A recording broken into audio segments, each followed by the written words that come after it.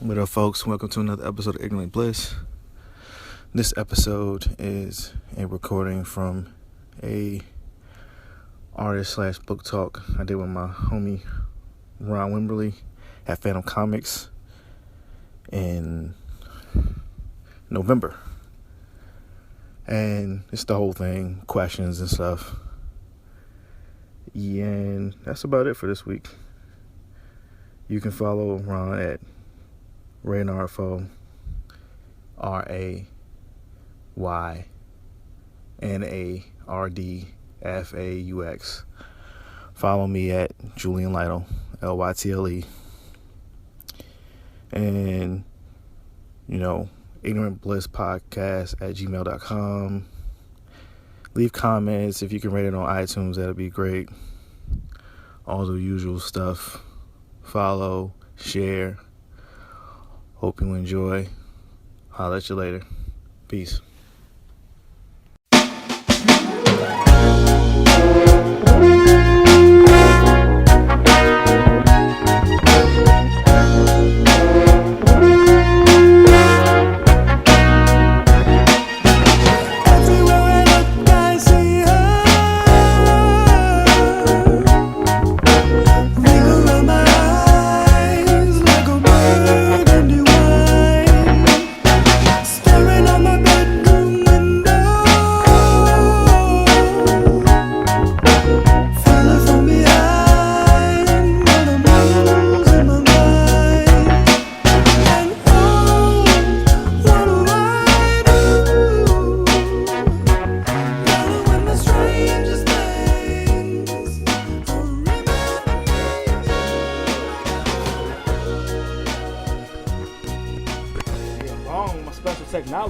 Technology rap. Wu-Tang. So, this is the first time we've done this in front of people. Usually these are just phone conversations. Today, we're talking about prison cats. So, man, wait, let's think about this. This has been a long time. Yeah, man. Like, when did you start Prison Cats? And I mean, when did you start? Because we got to go back to that Lulu book. Oh. It has to be like 10 years. Yeah, well, when I first started the idea for Prince of Cats, I didn't really, I had finished. Damn. 2004. Yeah, it was a long time ago. It's a mean minute. Yeah, I had no idea what. I don't think. At first, I didn't know if it was going to be just about Tybalt. I know I wanted to do something with Shakespeare, and then I had an idea for a Romeo and Juliet story, and it kind of evolved from there, and then it became Tybalt, and at one point, I think Tybalt was like, I had gender swapped Tybalt, and then and I did the Ashcan, it started to come together, and I think the Ashcan was done in maybe 2008. I thought it was earlier than that. No, it was that convention, it was when Sentences was out. Yeah, we went to New York Comic Con with that joint though. Oh, like okay. the OG joint with the fire people cut that joint off. Fire people. When they didn't let people in because it was so lit. Yeah, I don't remember, but I know when I got started on the book, seriously, it was 2008. Yeah. And that was after Sentences had come out. But before that, it's with any idea, you have ideas in your head, you pick up little things, and then they kind of meet and start to form, the concrete nature of the work. But I had little things happening for years. Yeah. But it's been a minute. And then over the course of 4 years, finished while doing other things as well. And then it came out. No one got it. Everyone got it, but there weren't that many. No, man, it's sold out. Yeah, there weren't sold that many out. Like Supreme drops, it's sold out. Right. Thank you. Keys. Yeah, and then 4 years later, man, I feel like the first year it sold out. I think it sold out like the first 6 months. Yeah. That joint was gone. Hey. They was done. But it's not like they printed like 300 or something. You had like a bootleg classic. Yeah. So, and here we are 4 years later, man. Like I waited out the contract. I worked really hard to kind of to hustle to get the rights back, and here we are. That's right, kids. If you wait long enough, Yeah, then Vertigo rights will revert. it depends on your contract. It depends on your contract. It was weird too because in between when the book came out, or in between when I signed the contract and the book came out, sort of the whole digital comics thing happened. So like it became a question of, is it really out of print if you can still get it digitally? Yeah, they took it off the store though, so I Yeah. guess that happened. So Yeah.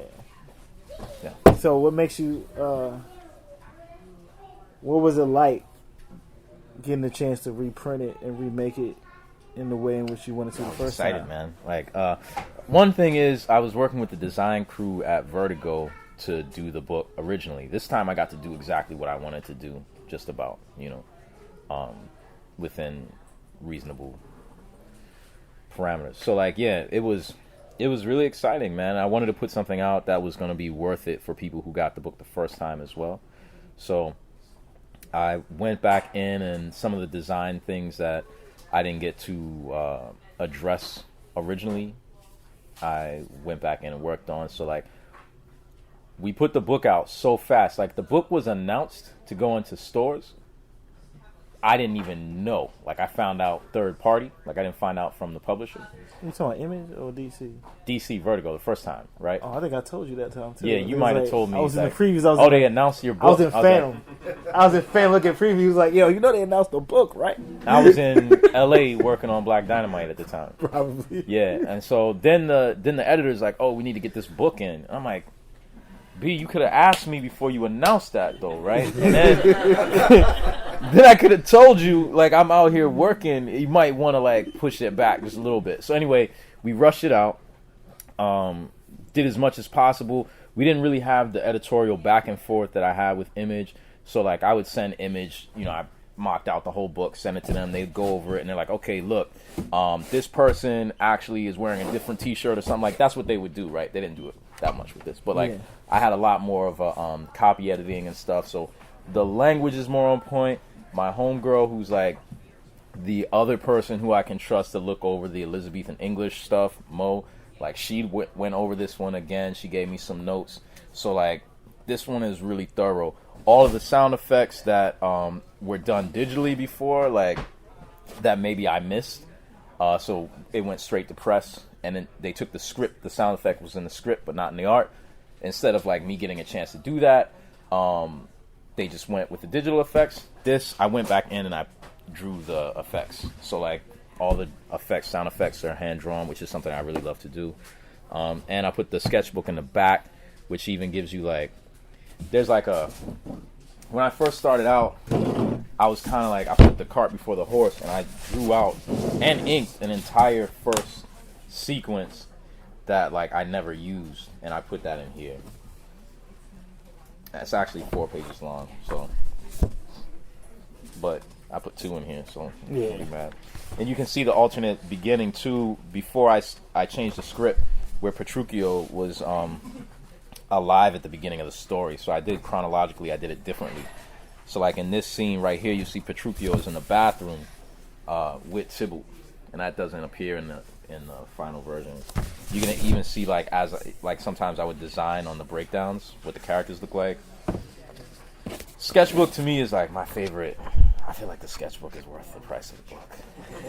Yeah. And there's still a lot of stuff you ain't put in there. There's a lot of shit I put in there, yeah. Like, you can see these guys ended up pretty much looking like this, but a lot of these guys didn't turn out looking like that. No, some of the most hoodest cats is in there. Yeah. That's still the best Juliet, though. What, this little one? The Which one in the back. Oh, this one right here? Yeah. Like that one. Yeah. Like the OG one. Yeah. So, how many of you guys are cartoonists? No? I mean, all readers. Yeah, I mean, I'm surprised. Like, a lot of times people, I thought your sweatshirt said wavy for a minute. I was like, yo, that's gangster as shit. Yo, there was a kid at the portfolio review. She had a sweatshirt that said wavy on. I was like, for real? yeah, okay. Like that though? Nah, that with that type though? Yeah, I think I'm gonna do that. That navy type. Yeah, I'm gonna do that. Anyway, so you just talk too many people. Yeah. It's okay. Yo.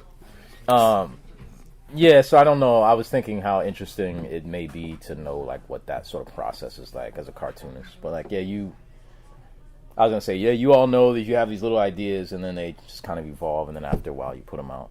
And like I think in this version, you get to see a little bit of how that. Yeah, you also got Tibble looking the right way on the cover. Oh yeah. They made you change it on the other one. Yeah, originally they wanted something arbitrary like. He needs to look at you. The hero on the cover needs to look at the viewer. Like, what part of the game is that? And I was just so tired at that point. I was like, all right, cool. And I was like, select tool in Photoshop and like move. All right, go ahead and fucking print the book already. Hey, put it out. Where's my check? Yeah, with the paper hat. So, now that it's out again, and now that people got a chance to read it, and the way the world is now, a lot of things happen since you put the book out. What are some of your thoughts on what you were trying to say in the book? I think, I'm of two minds about that sort of thing. Like, not much has changed. Maybe visibility of things has changed. That's what I should say. The visibility of a lot of things have changed. The visibility of things have changed. Smartphone is a major key. Yeah. People have the ability to film a lot of the violence that happens. Whether it's just like maybe World Star, where you got cats just like shooting somebody over a shoe deal. You know what I mean? Trying to get some J's on the street and somebody trying to shoot them point blank in the face for it. Or, it being like systemic institutional violence, like police officers, gunning down a man with his hands up. That hasn't changed. It's just it's more visible now. The spectacle is out there. So like some of the things that maybe you see in the book that you may have not been exposed to 4 years ago have become like phenomenal. Like broken black bodies are like hyper visible, where I guess part of the point of the story to begin with was to kind of like address that. And actually originally in Romeo and Juliet, Tybalt's death kind of goes over, like, the focus of the story then becomes like the punishment for it, and not actually like the fact that this kid kind of like lost his life. So I don't know. I don't really think too much about the difference between now and then. I think the audience, I'd be interested in like what I'll hear from the audience about that. And I mean, it's a legit reading of it. Like I put the work out, it meets the audience halfway, I hope. Like I don't need to impress upon them like what to think or feel about the spectacle of violence. But it's in there. Why'd you make Romeo such a Bama though? Because I thought originally in Romeo and Juliet the language made it sound that way. The way he spoke, the way he uses these like romantic sonnets all the time, and I felt that Shakespeare, like I felt that was kind of a joke. Like I felt in the original context, Shakespeare was kind of saying like, this is a kid, he's naive, right? Like so he could feel this way about Rosalind, and then like the next act he's saying that about Juliet. You know what I mean? Like this is just a dude, like he's a punk, like he's not like Mercutio. He's probably a philanderer, and like he's probably like a coxman, right? Like he doesn't have a romantic sonnet. He's just like, no, like we're gonna get wild, we're gonna drop this Molly and like go to the party and like all of that shit, right? Where Romeo's just like, yo, he's savage. Yeah, Mercutio's savage. Where like Romeo's kind of like, wow, he sees like a cute girl, and he's like, oh, like I'm gonna say these wonderful, beautiful sonnets.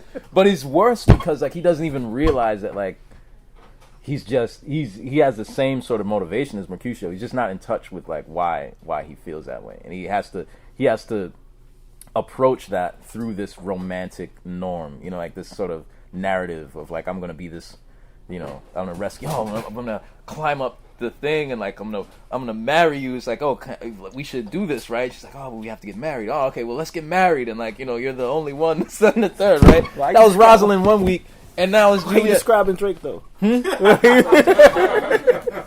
I'm saying there are themes, there are eternal themes, in masculinity. There are eternal themes that occur over and over and over again. I think. So he's not a Bama. He's just a kid. Like I hope they're all He kind can of. still be a Bama. He can be a kid. Yeah. He can be a kid. Kid Bama. That's like a new Ron name. Kid Bama. Kid Bama. That should be a superhero. He should mess up all the time. So, now that this is out, this is like your definitive edition. No more extra special versions. Are you ready to? Are you ready to put Prince of Cats to bed? Yeah, no, I'm ready. I mean, I think I would like to see. I mean, I would be open to staging it, or I'd be open to it being in some other format. Yeah. Sorry, I'm just really excited about the idea of staging. Oh yeah. yeah.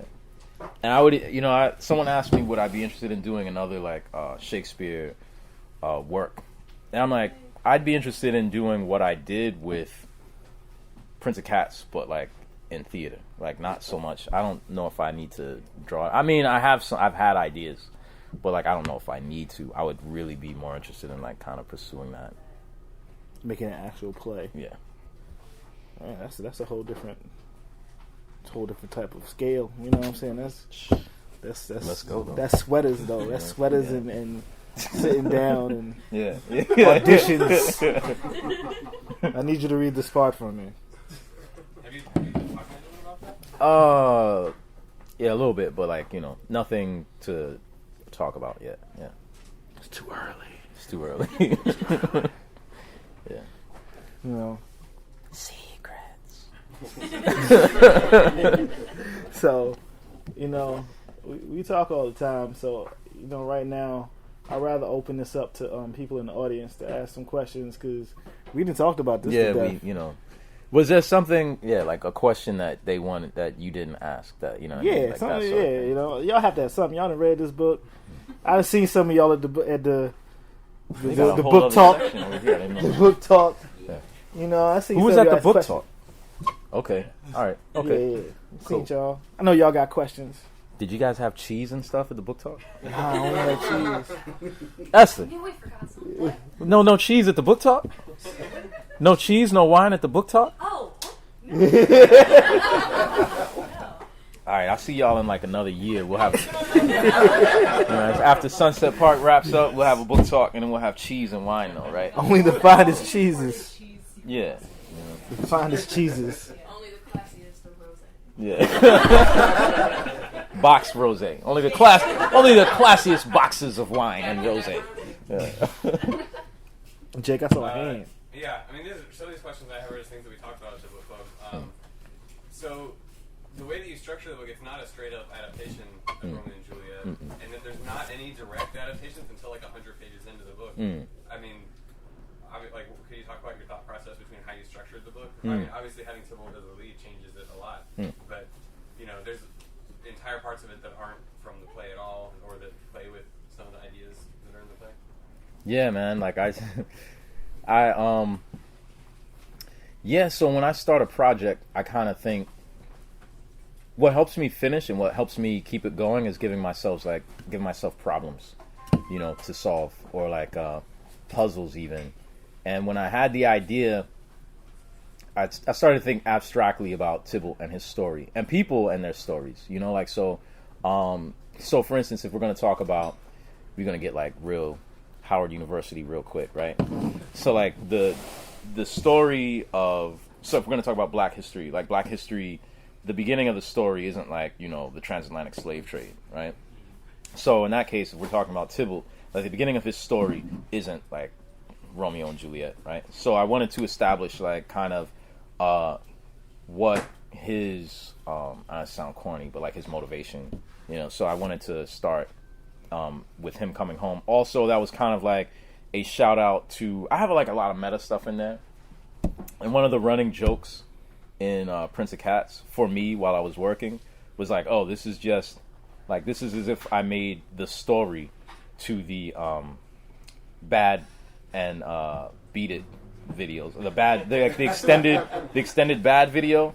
You know what I mean? Like when, what is it, Scorsese did or something? Yeah, like the one where Michael come home and he comes from private school. And yeah. He's like, and he gets home and then Wesley Snipes is like, you ain't hard. Yeah. It's like, what? Yeah. So like I was thinking kind of, okay, yeah. So Tybalt comes home from private school or whatever. By the way, yeah, Bad was filmed in the Clinton, Washington station. It's Hoyt Skimmerhorn. Is it Hoyt Skimmerhorn? Skimmerhorn. Okay, yeah. So like, sorry. So like, yeah, where we went to school in Brooklyn, like that's the station.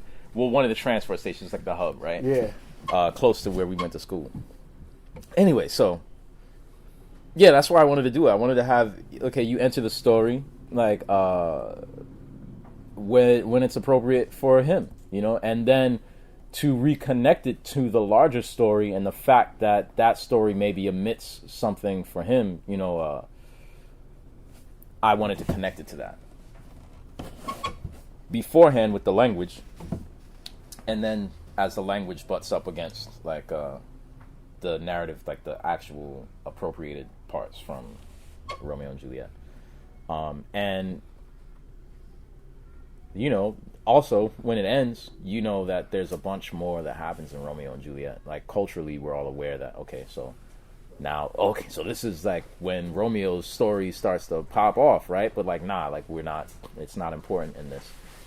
In this, it's about Tybalt. Like his story is resolved there, you know, for the most part. Maybe not for, but another thing to think about is like, well, after that, like, well, what's the story of his mother? What's the story of Tybalt's mother after that scene? You know, that could have been another play. That whole family. Yeah, that whole family. The Capulet family What about like how Juliet reacted to that? Do we not see in the play Romeo and Juliet? You know? Yeah. Like her cousin died. Yeah, your fiance or your husband killed your cousin. Huh? You gonna be cool with that? You know?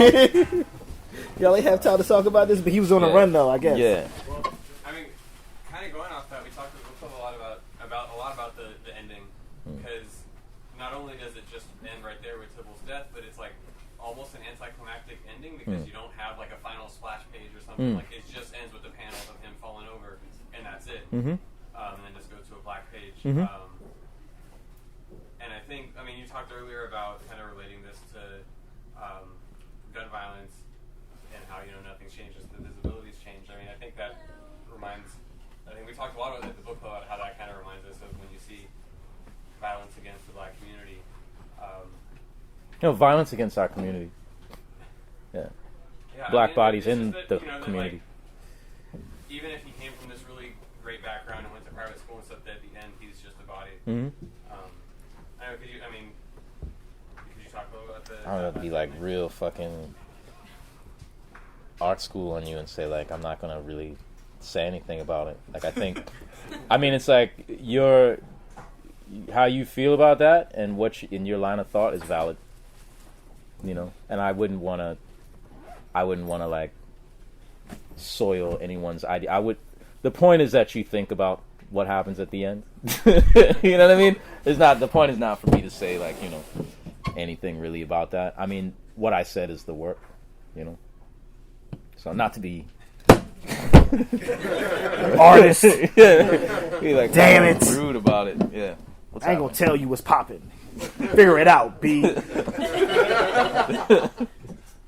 found an old interview you did with David Brothers when you were promoting it the first time, and the two of you spent a lot of time talking about your influences, specifically putting Mercutio in the Akira jacket. And like the sketchbook where you've got the rejection sequence where it's basically the bar scene at the start of Akira.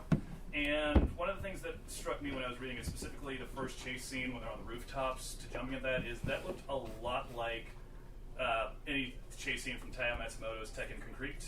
Oh wow, yeah. Well, I love that comic. That was probably when we were in Pratt. They had the floppies. That was like what, 2000? 2000, yeah, 2000. I was actually, what had happened was when I was working on that was when what's his face's, like, all of his movies and videos were coming out online. The French dude.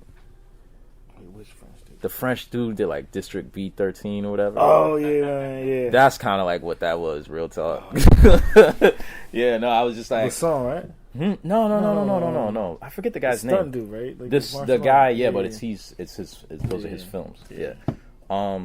Yeah, and I was thinking about people hanging out, and like I lived in Crown Heights, so right close to like this LIRR goes by, and so I would hear it, you know, every hour on the hour or less, you know what I mean, just going by, and I was thinking about these kids hanging out.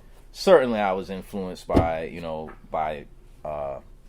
Tekken King Krito, but I don't know, a lot of shit though.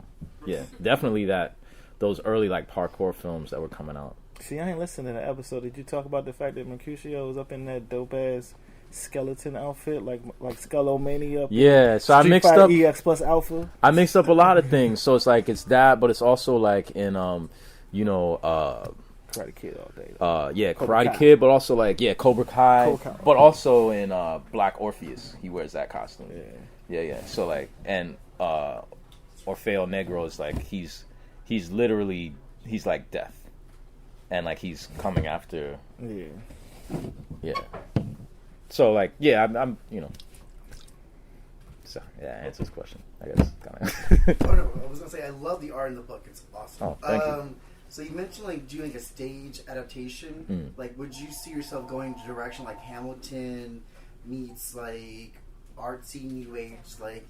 Because where the art is drawn is kind of like 80s, 90s, and would you like try to mix in there like you know before like some Run DMC in there and kind of like do more like a stratospheric kind of? I don't know, man. Like one of the things that would interest me about staging it is working with other like highly like other professionals who work in theater. And kind of working with them to think about like what we can do. So like I wouldn't want to. If I were to adapt any of my works to another medium, I would probably be like the director that all the comic book nerds hate, who kind of just like they like they look at something and it's like, oh well, what's the core idea behind like Batman, and then like they do something with that, and then the fans are like, what? He doesn't wear that costume, or he doesn't do that shit. But that's kind of what. Yeah, that's what I would probably be like. Okay, what's the core idea behind this? The language maybe is important. Outside of that, like, what is the core idea, and what can we do to make this like the book already exists. It's not gonna delegitimize the book, if that's a word, right? But it's going. Let's go and try to figure out how we're gonna stage this, like. Before I can answer that question, I need to know, like, is this a traveling show?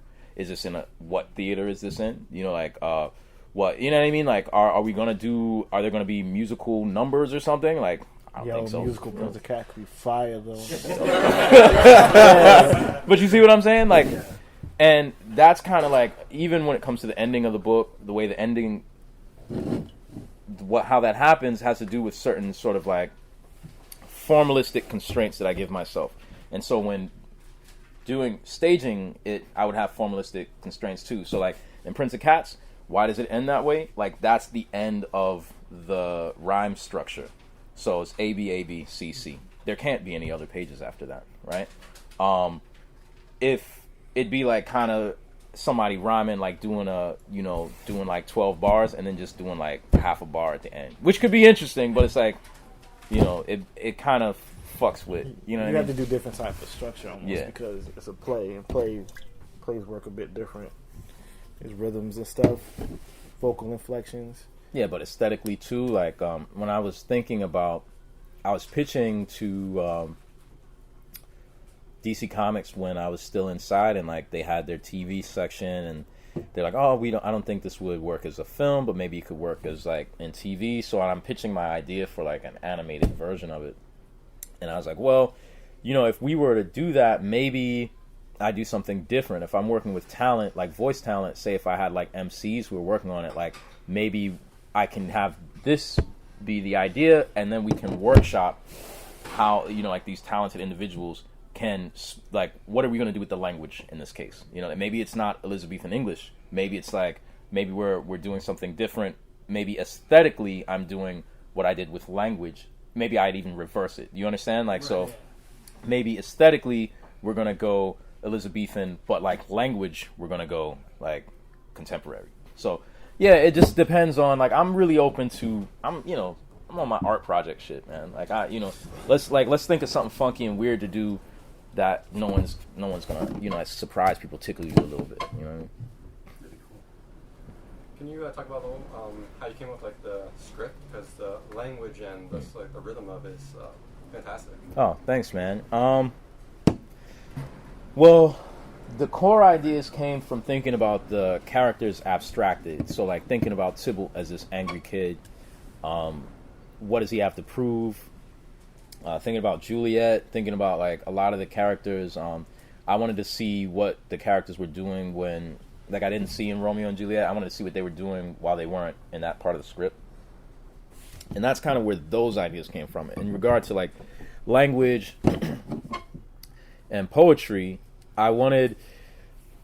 I thought, when I read Romeo and Juliet, and when I thought about possibly doing something with Romeo and Juliet, one of the things and the criticisms I was sure I was going to get were from sort of like pseudo-intellectuals who were like, oh, this is a kid's play or whatever. And I'm like, well, okay, sure. Like, it is about children, young people, but if you're familiar with Shakespeare, half of it is just about the language and the use of the language and, like, the different, disciplines he uses, and like how each of these characters has a different type of sonnet that they're more likely to use when they're speaking. So Romeo and that romantic kind of, like, So from that point, I was like, okay, I want to do something like that too, and that's why, like, Tybalt, I think he says, like, haikus twice. It's like, it's weird, right? But it's like, I wanted him to do it because, like, he, like, he's disciplined. His sword style is like kenjutsu, right? So, like, he has a different type of, swag when it comes to, like, how he's going to talk sometimes. Usually right before a fight, he does that. And I gave myself problems. And it's like, okay, well, you have to use this. Like, this is a problem that you have to, this is like a constraint you have to use when you're going to do the language. And that rhythm probably comes from, like, the pentameter, So, once you kind of limit yourself to that, I think the language or the rhythm is a given. And the only thing difficult about that was formalistically working in the comic format. I have bubbles, and normally you don't have any capitalization. I didn't know how to, like, get the line, so it's all audible, right? Like, the line structure is not in here, so it's like I can't do, how you read a poem, it's like capital. If I had done that, it would have been crazy. That was the one problem that I feel like I didn't, like, it was just too difficult to solve. Plus, I didn't letter this, so yeah. I'm glad the rhythm comes through because I didn't really have, like, a visual way of getting that across. So, does that answer the question at all? So when you were, obviously when Shakespeare was writing plays, like, he was thinking about the script in terms of being staged. So when you were writing this, were you thinking about, like, the words being spoken aloud, or like, what kind of the staging would be, or and, like, and separate and sort of tangentially related is, did you look at other, like, stage adaptations of Romeo and Juliet? I think at the time, man, was that out or did I see that afterwards? Like, with, looking back in memory, I know that I did see a Romeo and Juliet around that time, but I don't remember when it was. It was the guy who, he did an updated version of Alfie. What's that British guy's name? But they were in New York. Jude Law did a Romeo and Juliet. Oh no, he did was that a Hamlet? He did. I think he did Hamlet. Oh, okay, that was Hamlet. Yeah, I guess I hadn't seen Romeo and Juliet staged for a hot minute. When I was working on this, okay, so the first question. Whenever I write a script, I'm thinking about staging. Like, I'm like the artist who, when I write, I'm almost like doing breakdowns in my head, right? I go from an outline, like, it's very deliberate. I have the whole thing kind of outlined out, and then like I go in, and I'm thinking, because the difference between say if you're working in theater, or I guess in film it's kind of that way too, because like however many, like how long the scene is how many feet the film is, right? If you're working in film, right?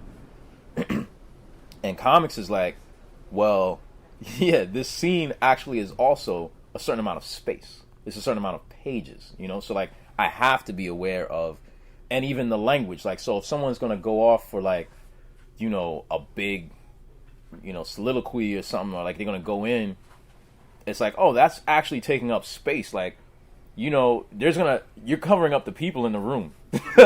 You know what I mean? Like, you're talking so much that you're literally robbing them of their space, right? You're literally pushing them out of the scene. So I have to think about that as I write the script. And sometimes you find, like, I'll break down and I'll be like, I hadn't thought about that properly. You know, like, okay, this person has said something that is in, do you have Attack on Titan? You don't have that Attack on Titan anthology here, do you? Oh, word, okay. So I did something in that kind of like, there's this one scene that I appropriated from Breathless, where like, I forget her name, they had the scandal with the Black Panther. She got short hair. She's like the main character of the film.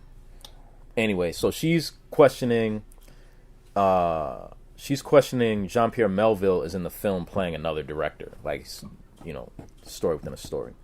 And I swiped that to put in this story. And so she keeps trying to ask this question, and this dude in front of her keeps like kind of pushing his language in front, and the bubble literally covers up her face, like pushes her out of the space, right? So like that's the sort of thing I've been trying to do deliberately now, but in writing you have to pay, like when it comes to staging, you have to think about language, space. I definitely think about the space. So like that first scene that I took out, I was thinking about, you know, I had to kind of rewrite that because, okay, well,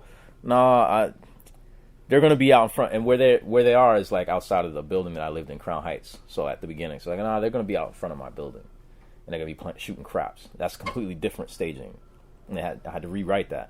So then, like, well, later what happens? Like, how do they end up, you know, in that little chase scene? Oh, they climb up the fire escape. You know, you're thinking about like the natural course of things. Oh, but they were going to be in the bathroom. It's like, oh, but they're not in the bathroom now. They're on the rooftop. Oh, okay. So Gregory's going to pee off the side of the roof. And it's like, you know, then, you know, the staging starts to change how the story works, you know. If that makes any sense. Is that... Okay. Mike. I got a question. What's up? Can you talk a little bit about how, you know, this book, you know, I mean, I was there, I was watching you sketch out ideas maybe related to this, you know, 10 years before it sort of came to fruition. And one of the things that really impressed me about the project was the fact that there's history in this book, and there's like aesthetic history, personal and historical, but it's not really nostalgia. So, you know, it might be nostalgia now because you started this over 10 years ago. But can you talk a little bit about that? Can you talk a little bit about your personal history and your aesthetic and how that came to play, and that came to the forefront in this book? What the fuck? What are you doing here? Anyway. Special guest. Special guest, yeah. Visions. So I'm about to make this one extra long. Get a chair. Yeah.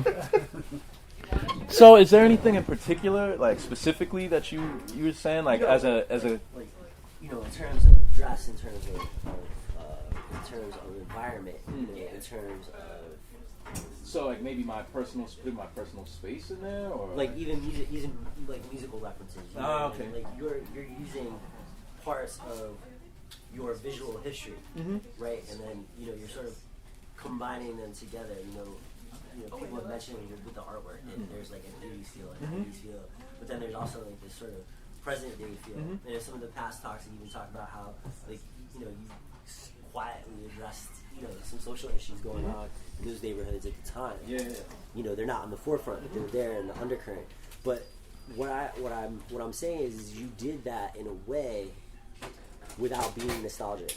It's very natural. You know, you're not trying to like play into, you're not trying to be like, oh, this is an 80s movie reference. No. You I mean, because like, all right, so it was part of the problem that I was solving, because one of the ways I thought about it was, one of the ways I pitched it that kind of became a way for me to like, a way for me to think about how I was going to solve the problem was to Vertigo at the time. I was like, okay, well, imagine, so it's like Warriors, except like 5-10 years later, right? And Warriors has like this vibe of all of the 70s New York street gangs, right? And, you'll notice in this book, I also love the way things never happen all at once. So like if you were living in the mid 80s, there were cats that were still kind of rocking their 70s shit. And then there were cats that were kind of like, oh, they were down with like the house scene and whatnot, and they kind of looked like what it was going to look like 5-10 years later.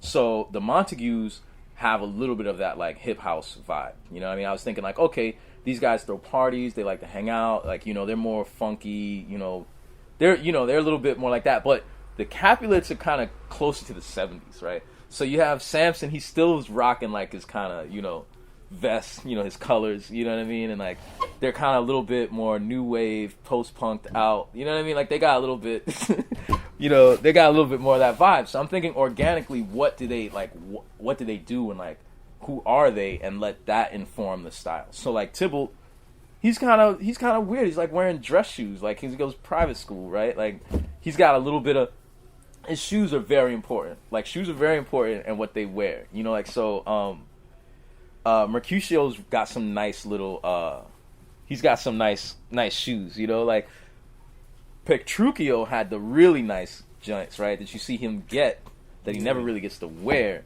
but then like Tybalt ends up wearing them.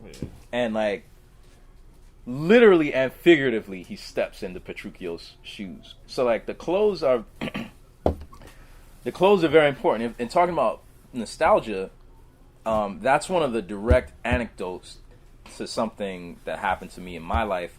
Is I got a pair of shoes from a cousin who was a victim of street violence, right? So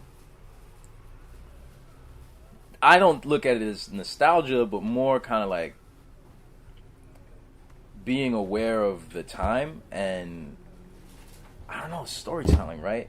I think there is sort of a currency to nostalgia that people, like even say the appropriation of certain symbols, items, samurai swords, like all of that stuff. It's like you could use it as a commodity, as like almost like a fetish to fetishize, right? Like, oh, the 80s were cool, like everyone was wearing like, I don't know, chunky socks and like jelly flip flops and stuff, right? And snapbacks and whatnot. But it fits in because the way you have the Montagues, like them using swords is not any different than like people going up to Dapper Dan's and getting jumpsuit, so you can kill the game. It's fashionable, but like also in the 80s, what people don't.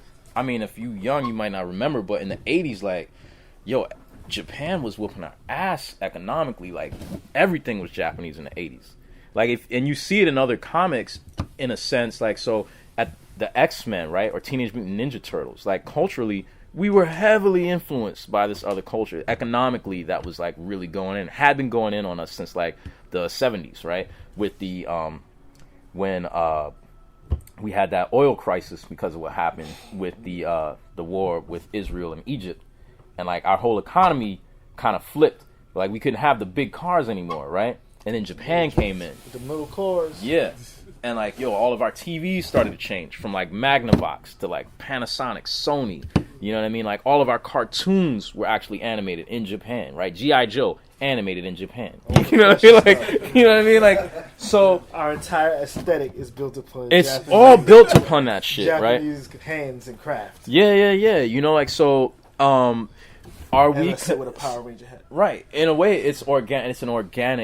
It's an organic cultural influence. The pretense that you actually know anything about Japan outside of the commodities that you receive from the place, now that's some bullshit. Right? Like, that's some bullshit, right? So you could rock this little hat, just like you could rock some, like, Louis Vuitton. You don't know anything about Italy. You know what I mean? Like, you don't know anything about French. You don't know anything about French leather goods or whatever, but you're rocking them. You know what I mean? You're rocking the Gucci. You rocking that, right?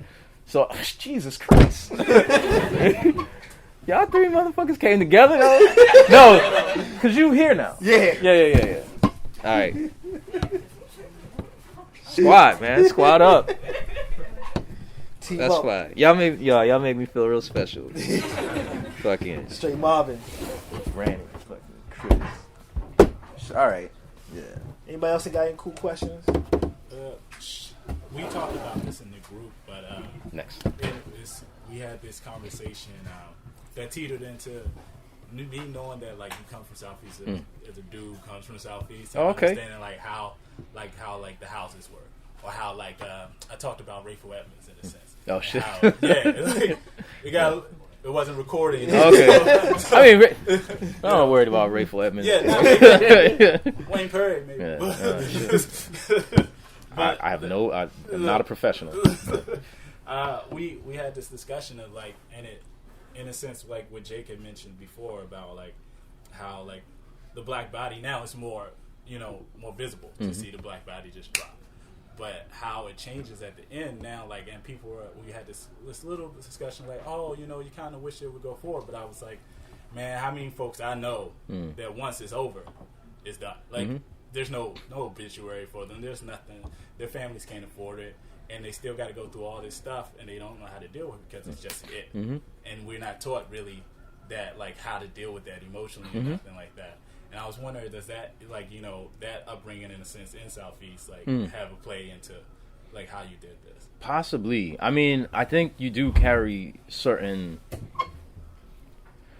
I think, be it in media, like, even if you don't grow up in Southeast, or you don't grow up in, like, the Bronx, the South Bronx, or whatever, I feel like even the spectacle of violence against black bodies is crazy. Like, one of the things I've always noticed in movies, like, everyone gets to die, like, they get shot in the arm, they get shot in the stomach or the leg or something, but, like, you always seeing a black dude just get his whole cap peeled back, like, his whole head, like, a hole through the middle of his head, and it's like, really?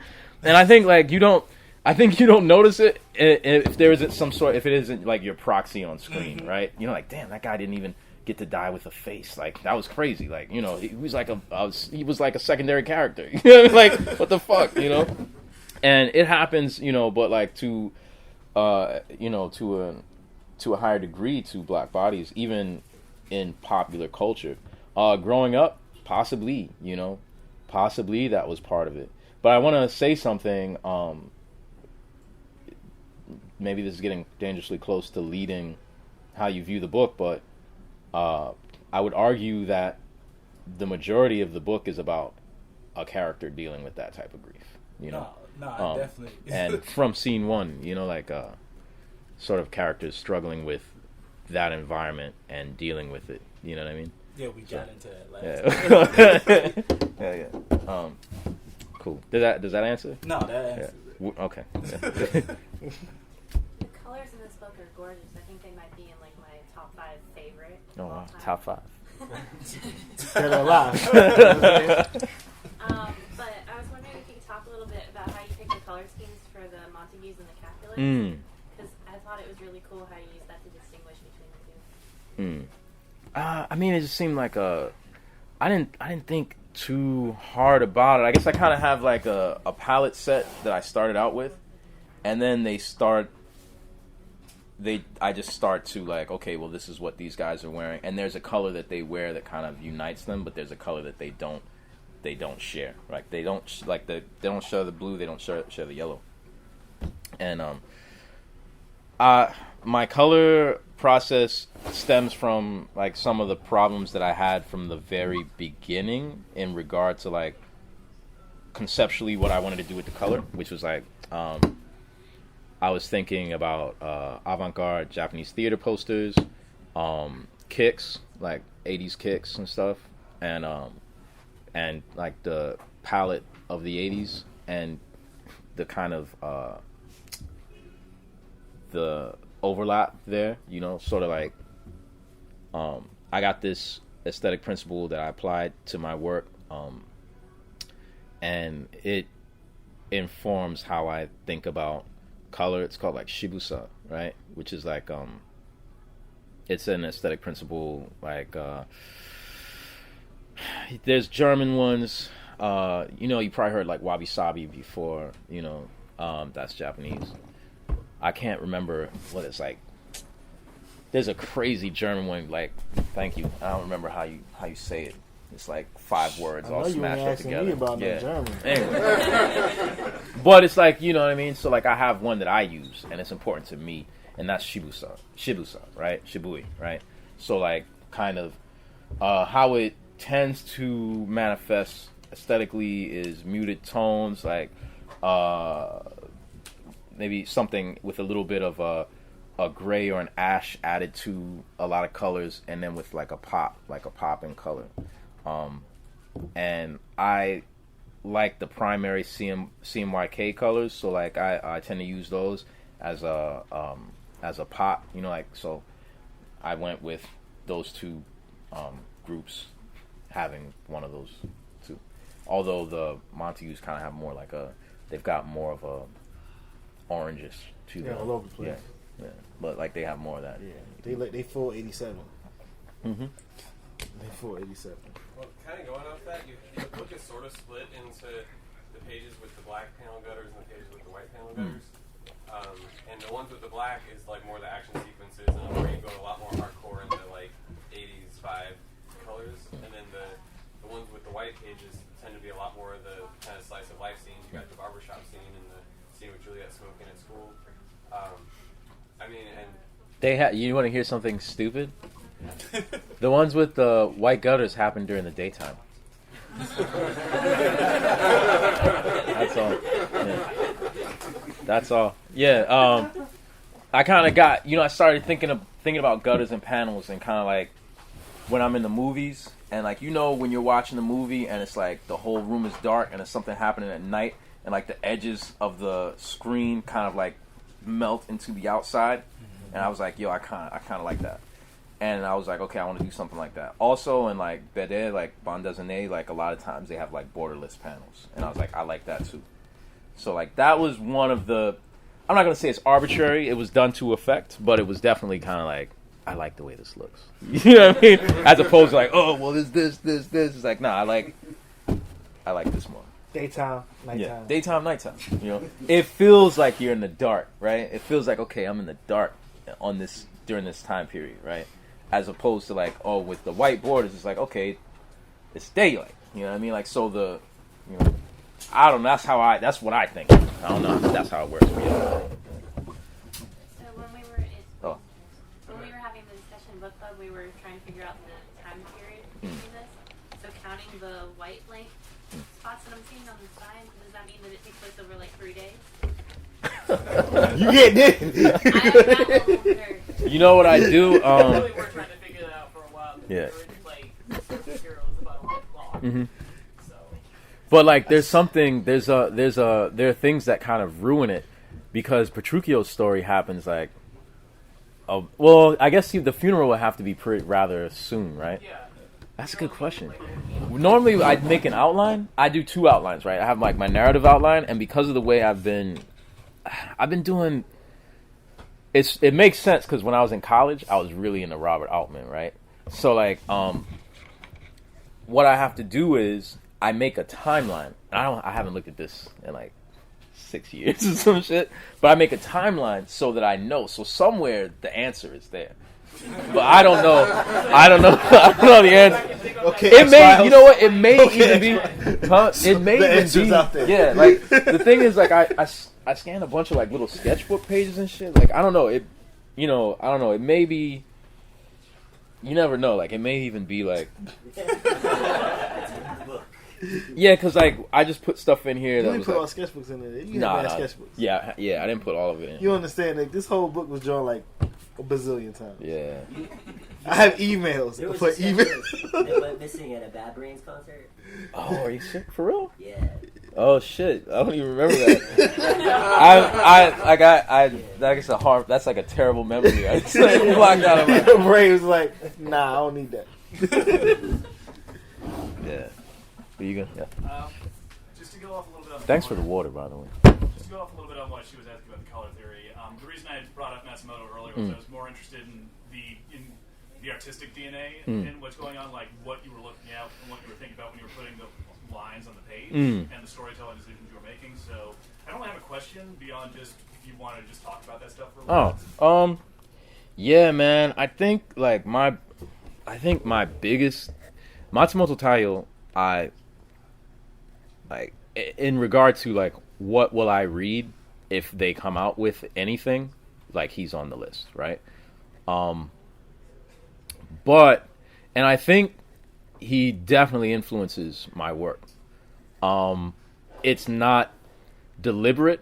The people who I'm deliberately taking from are probably the same people he's deliberately taking from, which is like, when I was working on this, I was deep on Milton Caniff. I was deep on Toth. I was deep on Jose Munoz, actually. I was deep on at the time.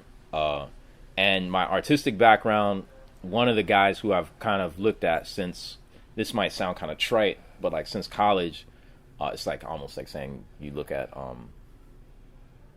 like postcards or something, like Hallmark cards, but like so what's informed my entire way of thinking about reduction and like symbol versus actual subject would be Hokusai. And Hokusai is someone I'm constantly thinking about. Even on this Black History project, I'm thinking about like I forget what you call them, but like the little things where I write what the guy's name is and like the quote. Oh, I know what kind of like I don't know what they're thing. called, but clearly I know the graphic. But like, yeah, I'm thinking about this guy Hokusai. I think maybe the loose and maybe quivering line is reminding of Matsumoto Taiyo.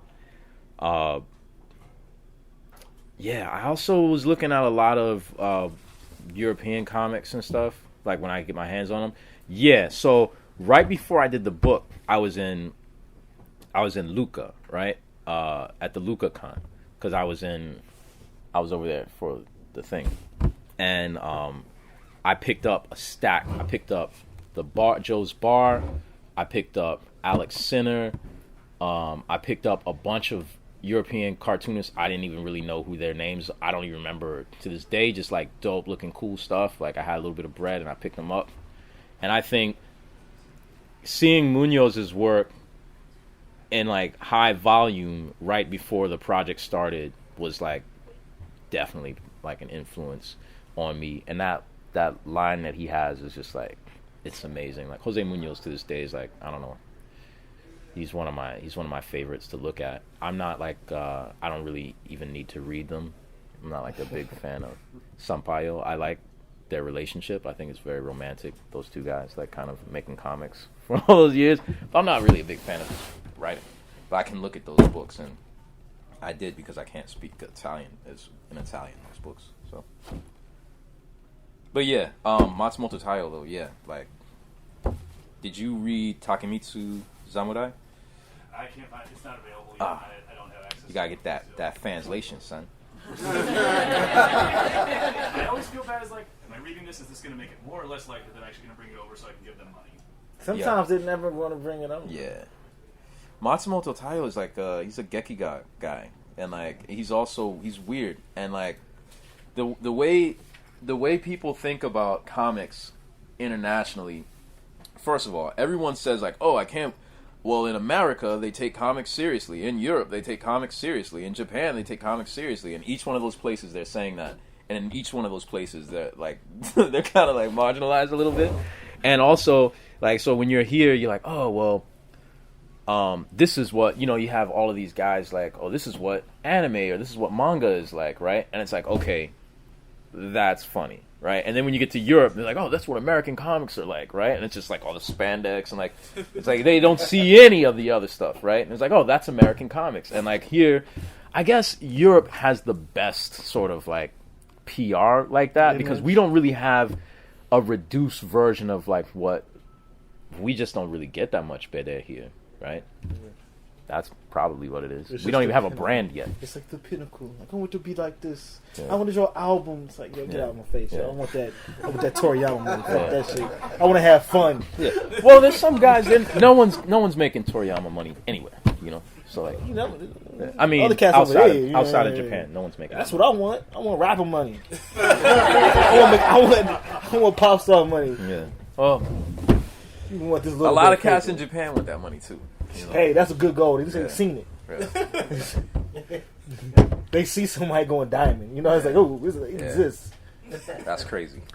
I mean, I would be happy to be like a Matsumoto Taiyo. I don't know how much money he makes, but I don't think he's like. He comes from like a manga family though. His cousin does. What is it? That street one? Yeah, I forget the name of it. Like gangster shit. Anyway. That's an inside shooters business over there. No, yeah. Families. Yeah, you know, just sort of everybody's was an assistant for something. Oh yeah, no, but I think that's actually brings up something I think is dope. I wish it worked like that more here though. I wish it's like, okay, well, all right, I want to work in comics, so instead of me kind of being at the mercy of all of these like really whack companies and stuff, like, all right, well, I'm going to be an assistant to, you know, Chris Visions. I'm going to like, you know, paste, you know, like paste up his boards in the morning or like letter his pages or like, you know, he doesn't really, you do everything directly. You do everything directly on the page anyway, so it doesn't matter, you know what I mean? Like, but like I guess if, you know, he would be a terrible person to be an assistant for because like he wouldn't get to do anything.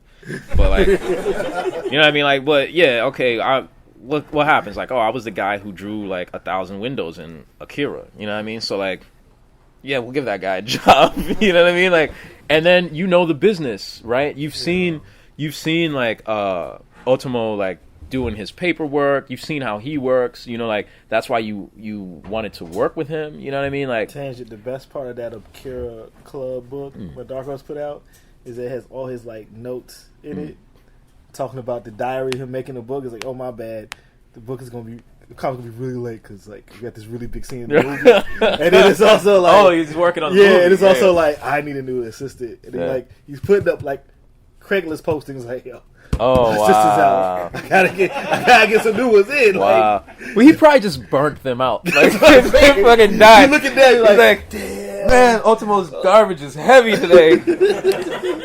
It's like a fucking cartoonist. Draw the smoke from the jets. So many jets. Yo, so many windows though. So many windows. So much rubble. What you get the book for? So much rubble. I think he destroyed the city just because he didn't want to draw those windows anymore. I was like, no, I'm gonna knock all this shit down. Yeah.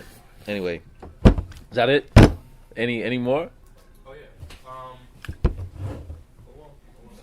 Oh, dang, that means you wrote something down. When you first started off the Black History in its own word series, what role did Emory Douglas play? Because I saw some stylistic like influences coming. Yeah, no, he's in the one that's coming out next year. He's in there. Oh, yeah, no, Emory Douglas is like, I mean, it's obvious. Like he's super important not only to that but to like a lot of the work that I do. You know, he was one of the first and most visible sort of black visual artists for me coming up. So like I would say, yeah, so identity wise, aesthetic wise, like he's like the identity aspect to like what Hokusai is. You know what I mean? It's like, all right, this is a guy who his art is, I think the quote I use is that the movement, like the art was inspired by the people. Like the people were one of his biggest inspirations to make art. And I think like for me,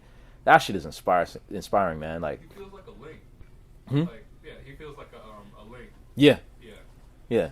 It's like, wow, okay, you know, as much as people, it's like, oh, I was the first to do this, that, and the third. There's actually some power in being like, okay, I'm part of a legacy. Like, I'm part of a history of people doing this. And there are a lot of great artists, men and women, who worked with the Panthers, you know, besides Emory Douglas. But, like, yeah, nah, he's bad.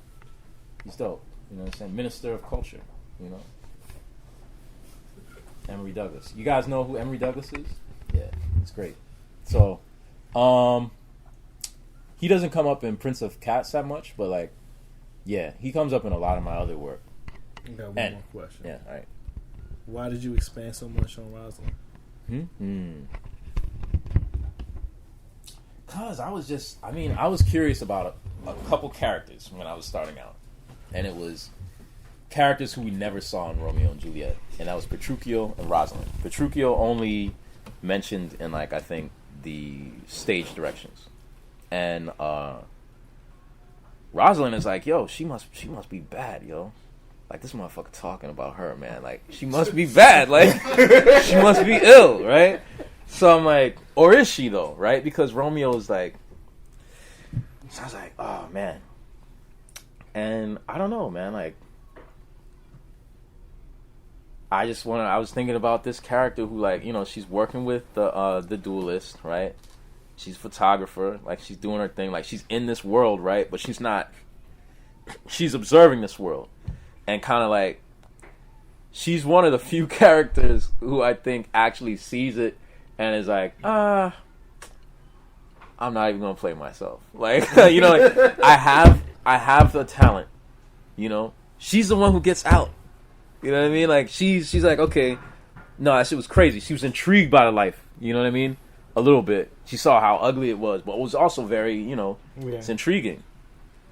And like, as a photographer, as an artist, like, just to have a subject, violent, whatever, powerful, is like, you know, that's intoxicating. But then, like, she got wrapped up in it and completely disillusioned by it, right? It's like, this motherfucker, like, wow, run out these. Yeah, like, all right, I'm not even gonna play myself. You know what I mean? Like, you know, I got a lot of shit going for me. You know what I mean? I got a lot of shit going for me. I'm not gonna fucking waste my time. You know? She's out here wilding. Yeah, like, you know. Yeah, no, I like that character a lot. It was, I mean, I feel like that's in the story, like, that's my character. You know, like, that's a character I got to create, you know? Like, whole cloth. Yeah, because she doesn't even listen to the story. So, and I was just thinking about, she basically had the same sort of, you know, I imagine that she's one of the older characters in the book, you know? Yeah. Because like Romeo ain't good for nothing, no way. He was a little bit of fun, right? You know what I mean? And then Tybalt was a little bit of fun, but then by the end of that Tybalt thing, she was like, "What am I even doing? Like, this is crazy," you know. So, no, I just wanted to draw that character. I wanted to write the character. So, we can keep going. Like, you know, I don't got nothing to do. It sort of relates to what you just asked, and I don't know how to the question so much, but I really liked how the women were represented. I mean, that's always in comics, like, frequently an issue. I don't read comics. In every media, it's an issue, really. But and I like what you did with Rosalind, but then I felt like Juliet, I don't buy her as, like, if you were to keep telling the story, like, she wouldn't go and kill herself. I don't know. No. It's like you made her too strong. That's you know, the thing. like, which is, so I don't know. It's like I didn't write that ending, so yeah. like, I don't let that happen. You know, yeah. Like, that's my whole thing. Is like, yo, you killed my cousin though. You know what I mean? Like, right. What next? Right. So like, I'm literally leaning on all of y'all's imagination because I'm like, I'm not. Within the setting that you set up, it's like, I don't know if she can let that rock. Like, like, I don't even know if her family can let that rock. Ain't no, you gonna go and hide somewhere, fam. I'm gonna find you. Right. And also, it's like, because she's not as, like, if it were flipped, I could see maybe Romeo being cool with it because, like, he's a fuckboy, right? Yeah. But like, you've already seen, like, you know, she's working through some things, she's figuring things out. Like, I don't know, but I don't know. So like, what happens? That's you know. But you know, maybe that's more representative of that time, and maybe that's a little more true to home than me. Yeah, I don't know. I've known some. I have a little sister, and like I got cousins and stuff, and I've definitely seen them do some stupid stuff. You know, I actually have in my family, like, I've had, you know, relatives who are violent, and I've seen some wild shit, and it's actually, there's no explanation. And like, I think that's the craziest thing about telling stories sometimes, is like, people do shit where you're like, wow, like, why do you do it? and you can tell him like, yo, why you go back to that dude, or like why do you? There is no clear motivation. There's no Yes. clear dramatic Sometimes it's motivation. It's like, yeah. Nah, it's terrifying. That's like the truly scary part about it. that's when you just roll your eyes, sip that tea like Kermit. You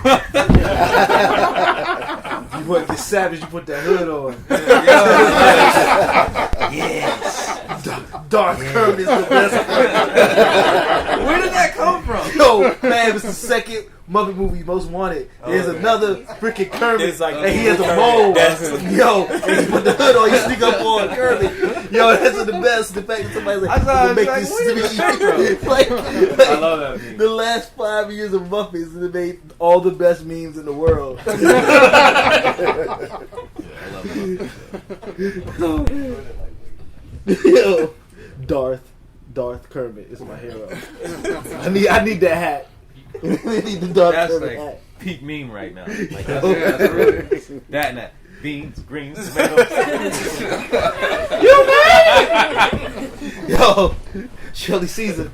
Might have to put that shit on the end of the episode. Yo, it's Thanksgiving week. All right, yeah. All right, is that it? So I guess we're wrapping. Am I gonna like? Before you finish up, can you talk a little about what you're working on right now? Okay. I'm working on. You just added a whole extra 15 minutes. We got Sunset Park. We got Gratuitous Ninja. Yeah. We got Black History in its own words. Yep. And that's like, what else? That's like, well, that's what. And eventually Slave Punk. Yeah. But I have to finish Sunset Park. But yeah, you gotta get through the Brooklyn arc. Yeah. Exactly. Wow.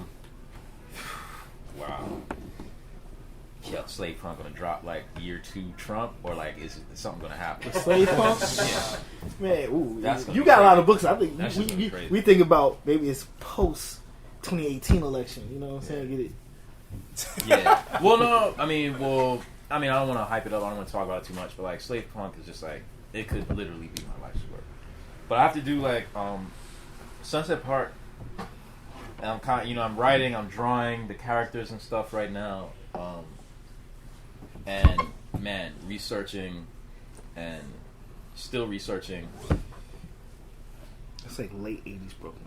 Yeah, technically it's late 80s Brooklyn. It's a whole other stuff. But yeah. like, if you fit into your Brooklyn narrative. Yeah. It's Like, late 80s. It's late 80s Brooklyn, contemporary Brooklyn. Yeah, some other shit that's kind of like spoiler alert. But like, that's what my winter is gonna look like. That work. And it finally came. Oh yeah, the winds of winter appeared. And Black History in its own words was dropping in February.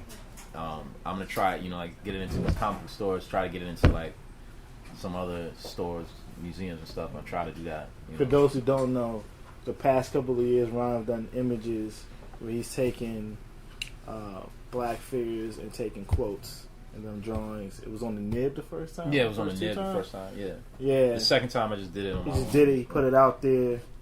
And so now he's doing another batch and putting it out through Image. It comes out in February. Yeah, for Black People's 8th, Month. Yeah. Some month. You know. Stay inside the house. It's like the Purge. Except like you go outside and it's just dope music. And great yeah. So like the first two are like 2 EPs, and this is like the final album. Yeah. I mean, the way I feel is like I looked at the cats who didn't make it, and I'm like, wow, I need to keep doing this, man. Like I could literally do this every year. You can do it all the time. Yeah. There's always there's so many black folks. I love it, and I just love to I love to give the attention to the figures. Like it feels really good to just like, oh well, Nina Simone. Like, oh well, fuck. Like I get to draw Nina Simone today, and it's like, yo, she should be getting drawn all the time, and like I get to pour that love. That like I don't know if you guys saw the documentary. It's like I get to pour that love. Like she should have gotten way more love than what she got. Hell yeah. And I get to lavish the way that I can express love. I get to lavish it, on her, or like my heroes, Emory Douglas. So like all types of people on there. Man. I got like I got Cheryl Dunye in there, like the filmmaker, which I saw. I wasn't even going to put her in there, but then I saw her at a screening of one of her films, Watermelon Woman, and it was amazing. She's like Spike Lee era, black woman director. Essentially, it's kind of like it's not like, man. Yeah, I mean, I hate to reduce it like this, but it's dealing with some of the same themes, but definitely from like a queer black woman, you know what I mean? As, say, something that Spike would have done, right? Mm-hmm. And in that sort of playing with that pastiche of like that, and also like early cinema, and it's great. So like, and she's in there. I got some bangers in there. I got Muhammad Ali and Prince in there this year. Yeah, it's gonna be a good year. But anyway, I could do it every year. I feel like I should just take a week or 2 off every year and just do 12. Draw. Yeah. Just draw people. Yep. Eventually, you get the big tone. Yeah. You build up. I haven't even done Grace Jones yet. She says it's so many quotes. There's too many quotes. Maybe just Grace is in each one for like, you know. Here's the thing: is that you can quote Grace Jones, and then you can quote Grace Jones and Strange and Boomerang. Yeah, exactly. And it all works. Oh, and then like okay, and then like Gratuitous Ninja. When is that gonna finish up? Well, it was supposed to finish up this November. I got Afu Chan doing like the second 6, but then I have 2. I think there are 4 episodes that I've already got in the can that they haven't put out yet. I heard that app just got out on Android. So late, but yeah. Yeah, I ain't gonna talk about that. But like, yeah, so. But you should get it, just so you can read his comic. And also, Irene got a comic on there too, right? Yeah, Irene on there. Irene too. Cole, she got a comic on there. It's dope. Yep. That's only 2 people I know now. So. Yeah. There's somebody else I'm forgetting. They're gonna be mad at me. But anyway. They can be mad at me because I might not know them. Yeah, I think Afu got like a Marvel book coming out. Yeah, he got that. What is it, Iron Fist? Is he drawing Afu Chan? Yeah, he drawing some Marvel book with Kung Fu in it. That's the only way you're gonna get me to buy it is put his work. Buy it. I'm sorry. I'll just get the PDF. Slide me the PDF. Yeah, I'm gonna let you eat. Right. I'm gonna put that ski mask on. The Black Pearl. Yo, I got all types of ships. The greatest ship is friendship. So I guess we. Oh, hey, more people showed up. Yeah, man. We wrapping around the block now. Well, I guess we're switching to doing a signing now. Hey, everybody. Thanks for coming. Sorry. You guys should give us like 5 minutes. We're gonna break.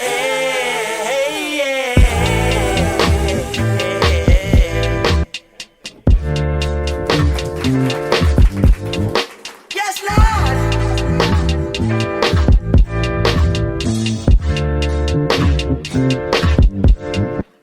Smooth in a motherfucker. Suede on the inside. Candy paint. I ain't gotta tell you what the rims look like. Look, I'm gripping wood like a motherfucker. She asked me, can a friend ride? Kelly wanna have a drink. And Shani wanna pop pills all night. Look, don't be fucking with my tape, Dad. You gon' listen to this Marvin. You gon' listen to this Bloodstone. Oh, y'all niggas want that Barry White. Well, I don't really fuck with that right there. That can make a nigga act up right there. But go and get your rocks off, boo. No, I don't really do all that, but it's more for you. Come on! I'm far from a pimp, but I'm close to you. You fucking with an old soul, twice removed. My pops used to work up on them fighter jets. Maybe that's the reason I be through. Now who the fuck called me a player? I ain't one of these young niggas out here sweating for a pay stub. I'm a coach. I'ma teach these bitches how to lay up.